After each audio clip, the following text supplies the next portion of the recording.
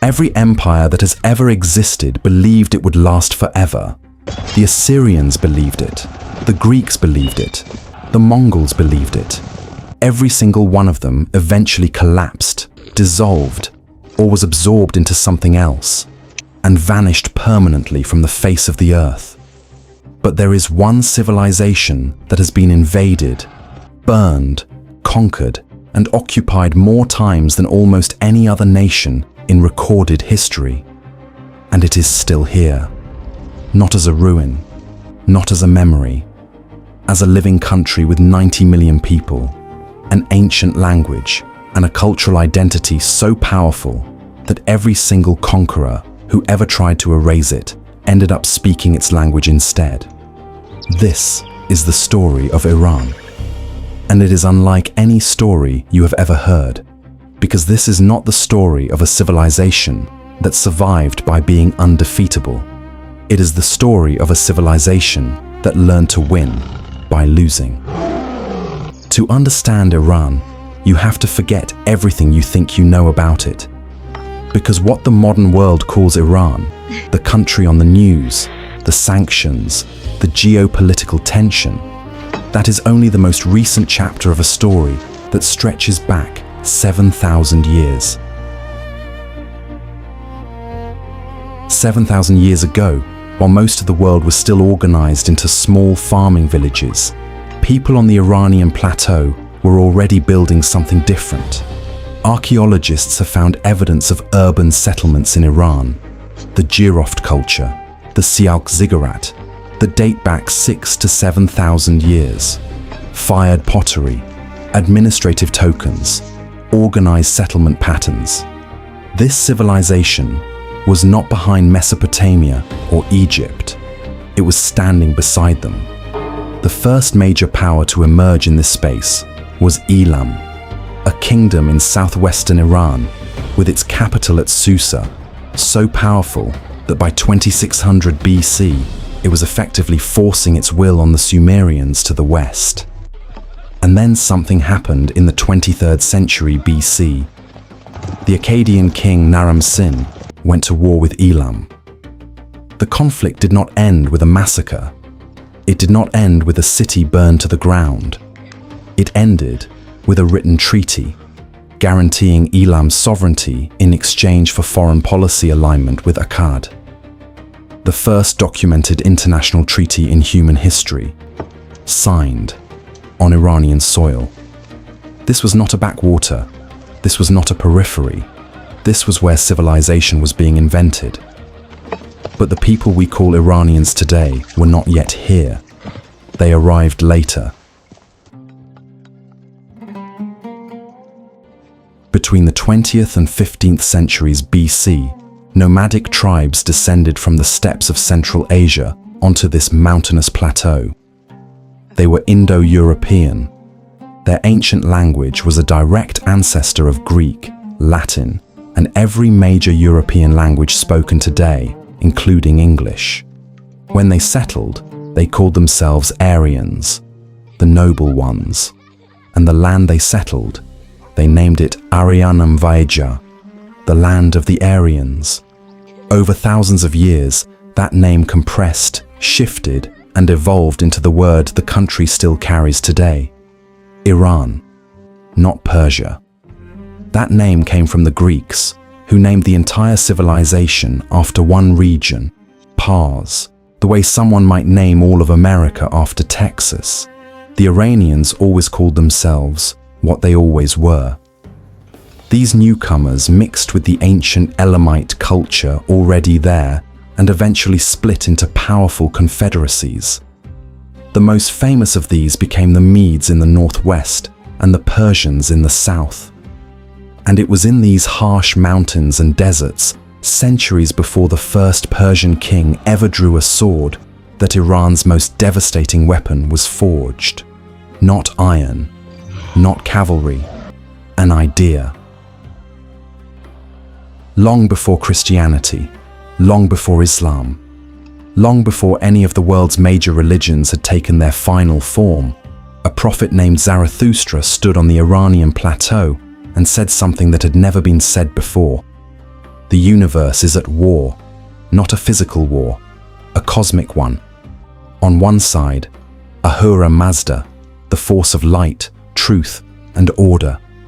On the other, Angra Mainyu, the spirit of darkness, lies, and destruction, and every human being, every single person alive, must choose a side. This was Zoroastrianism, and it changed the world in ways most people never realize. Because Zarathustra also said something else, something no religious thinker before him had ever said. Time is not a circle. Every civilization before this moment understood time as cyclical. Seasons, floods, death and rebirth, an eternal wheel spinning with no beginning and no end. Zarathustra said no. Time has a beginning, time has a direction, and time will have an end, a final confrontation between good and evil, a purification of the world, and a last judgment of every soul that ever lived. When Cyrus the Great conquered Babylon in 539 BC, he freed the Jews who had been held there in captivity. For 2 full centuries after that, the Jewish people lived inside the Persian Empire, in close contact with Zoroastrian thought, the concepts of a coming Messiah, of angels and demons as distinct forces, of resurrection, of a final judgment at the end of days. All of it flows directly from this contact. Later, through Judaism, these ideas entered Christianity, then Islam. The 3 religions that today claim half the planet's population carry, encoded in their deepest theology, the fingerprints of a shepherd prophet who stood on the Iranian plateau 4,000 years ago. Iran did not just survive history, it shaped the invisible architecture of the mind. The Medes were the first great Iranian empire. Rising around 670 BC, they accomplished something the ancient world thought was impossible.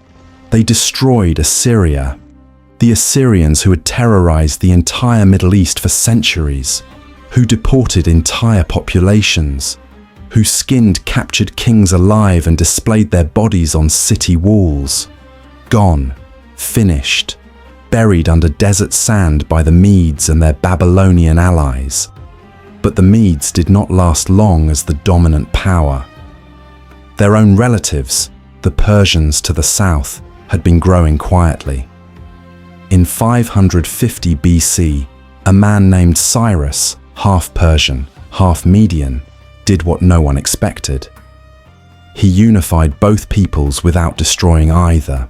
Cyrus the Great is one of the most consequential rulers in all of human history, but not for the reasons most conquerors are remembered. He did not build his empire on terror. When he conquered Lydia, he preserved its institutions. When he conquered Babylon, he walked through the gates not as a destroyer, but as a liberator, returning stolen gods to their temples and freeing enslaved peoples, including the Jews. The first declaration of human rights in recorded history, the Cyrus Cylinder, was not a European document. It was not Greek. It was not Roman. It was Persian.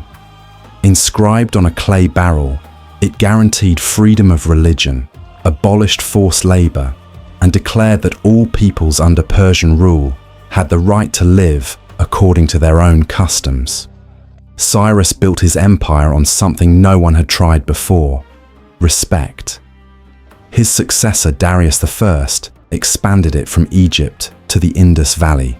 Nearly 50 million people, roughly half the entire population of the earth at that moment, connected by a network of roads, a unified currency of gold coins called darics, and the fastest postal system the ancient world had ever seen. 20 administrative provinces, a standardized tax system, a professional civil service. The Persians did not just conquer the world, they invented how to run it. The Greek wars are where the Western narrative of Persia usually begins and ends. 300 Spartans at Thermopylae, the burning of Athens, Salamis, and yes, the Greeks held. Yes, the Persians withdrew. But here is what the Western version of history never tells you. For the Persian Empire, losing the Greek campaigns was roughly equivalent to the United States losing a war in a small Caribbean nation. A setback, a humiliation, not an existential crisis. The Persians changed tactics. They began funding Athens against Sparta, then Sparta against Athens, playing the Greek city-states against each other with gold and diplomacy, watching them bleed each other white. In 387 BC, the exhausted Greeks signed the King's Peace, a treaty dictated entirely on Persian terms, acknowledging Persian dominance over the Greek cities of Asia Minor. What the Persian army could not take with a frontal assault, Persian gold bought quietly. The real catastrophe came from somewhere else entirely. By 330 BC, the Achaemenid Empire had grown so vast that its own weight was crushing it. Regional governors had become semi-independent warlords. The central government was paralyzed by court intrigue, and a 25-year-old king from Macedonia smelled blood. Alexander moved fast. His phalanxes shattered the Persian army at 3 successive battles. He burned Persepolis, the ceremonial heart of the empire, to the ground. It seemed like the end. But watch what happened next, because this is the moment that defines Iran. Alexander, the man who burned their capital, began wearing Persian robes. He adopted Persian court ceremony.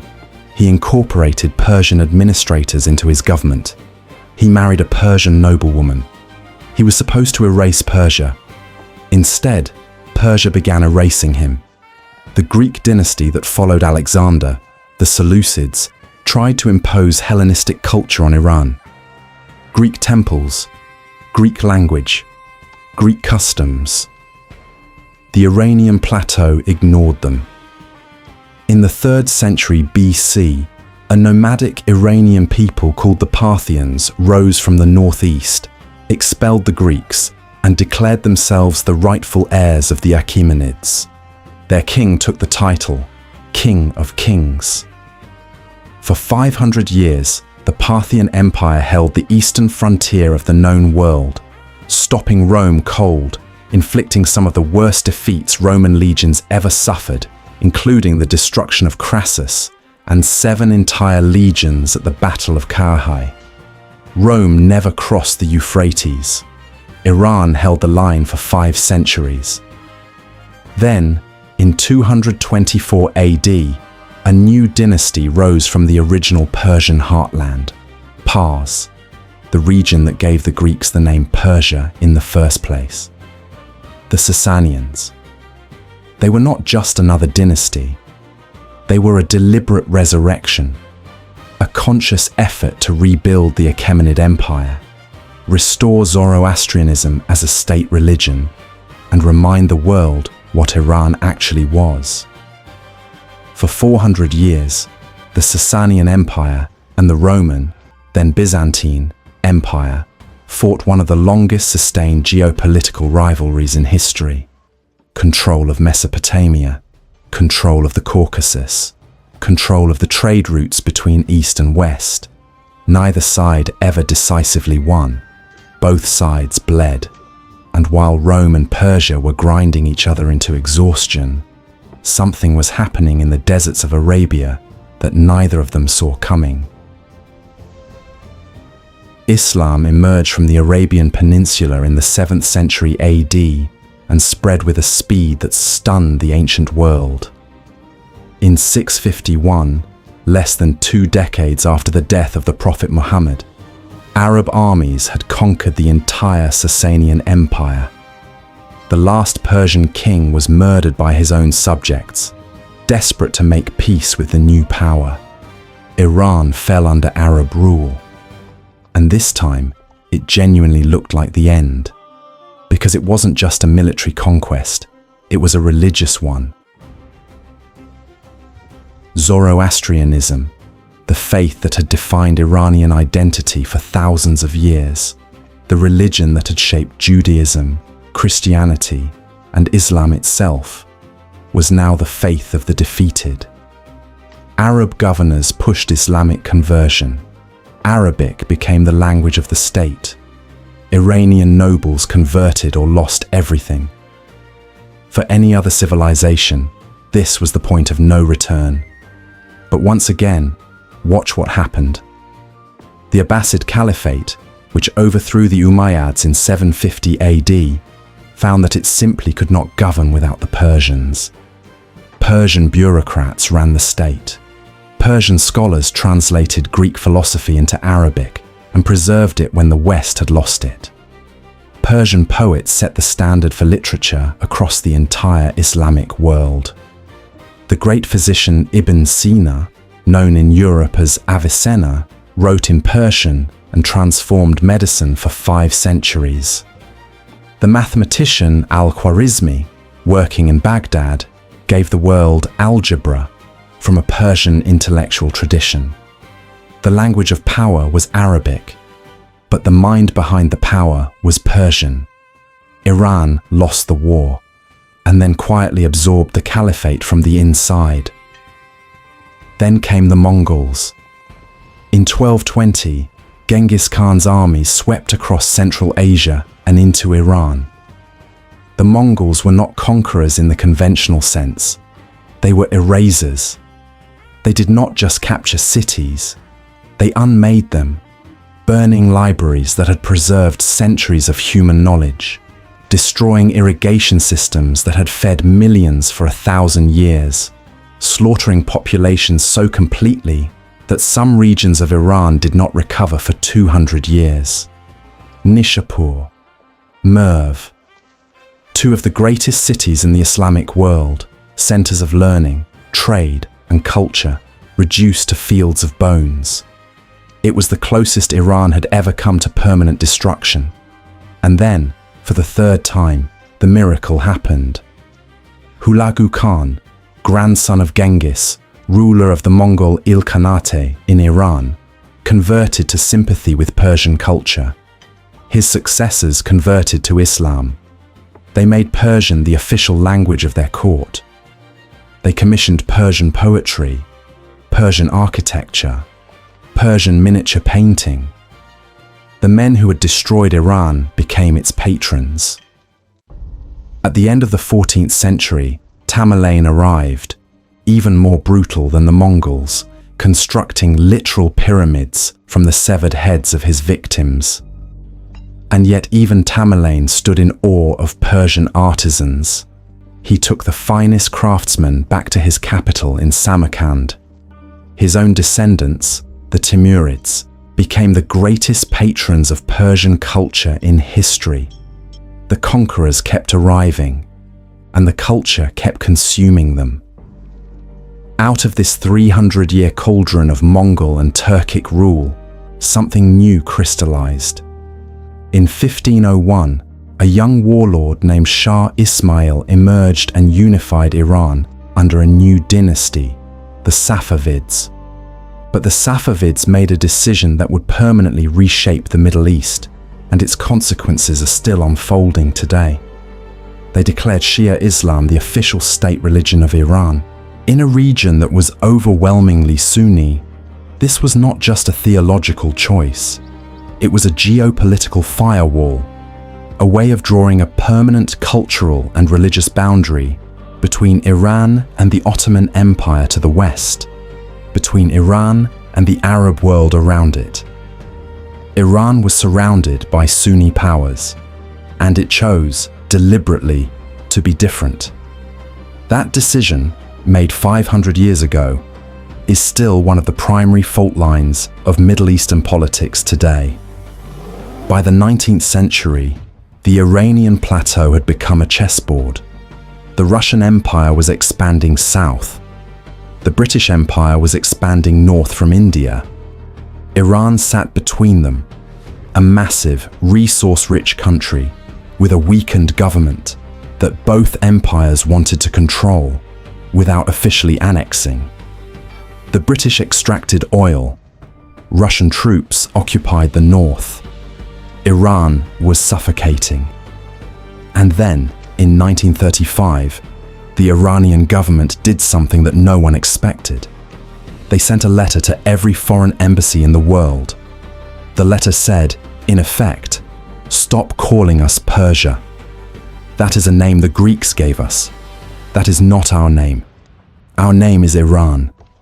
It was not a bureaucratic adjustment. It was a declaration. We are not your exotic colony. We are not a fairy tale from a carpet shop. We are a modern nation with a 7,000-year history, and you will address us correctly. The world complied. The 20th century was not kind to Iran. In 1953, CIA and British intelligence operation overthrew Iran's democratically elected Prime Minister, Mohammad Mossadegh, the man who had nationalized Iran's oil so that Iranians could benefit from their own resources. They replaced him with a Shah who served Western interests. For 25 years, the Shah modernized Iran on the surface while running a brutal secret police beneath it. In 1979, the pressure exploded.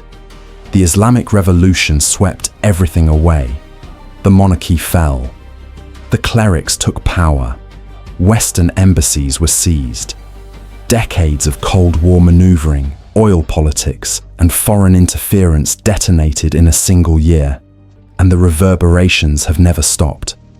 Today, the word Iran conjures one set of images in most Western minds: sanctions, nuclear tensions, proxy wars, axis of evil. But say the word Persia, and something entirely different happens. Flying carpets, epic poetry, miniature paintings, the grandeur of Persepolis, Cyrus the Great, Rumi, two names, one country, and in that gap between them, between how Iran is seen and what Iran actually is, lies one of the most extraordinary untold stories in all of human civilization. This is a civilization that was conquered by Alexander and taught him how to dress, conquered by Arabs and rewrote their literature, conquered by Mongols and civilized them. Every empire that thought it had buried Iran eventually found that Iran had buried it instead. The Assyrians are gone. The Macedonians are gone. The Roman Empire is gone. The Mongol Empire is gone. Iran is still here. Not because it was unconquerable, but because it understood something about power that no army ever taught. That culture outlasts conquest, that language outlasts armies, and that identity, if it runs deep enough, can absorb anything the world throws at it. That is the story of Iran, and it is still being written.